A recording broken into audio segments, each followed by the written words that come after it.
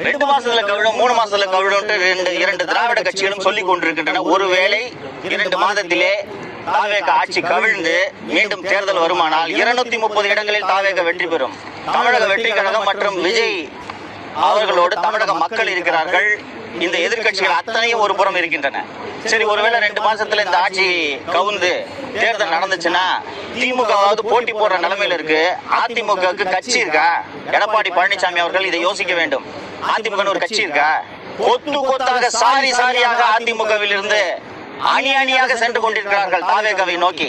முன்னாள் அமைச்சர் பெருமக்கள் திரு கடம்பூர் ராஜு, உடுமலை ராதாகிருஷ்ணன் போன்றோர் பெரிய மனது பண்ணி இந்த கட்சியில ஏத்துக்கிட்டதுக்கு நன்றி என்று சொல்லி தாவேகவில் சென்று சேர்கிறார்கள் என்றால் அந்த கட்சியின் நிலைமை என்னவென்பதை திரு பழனிசாமி அவர்கள் யோசித்துக் கொள்ள வேண்டும்.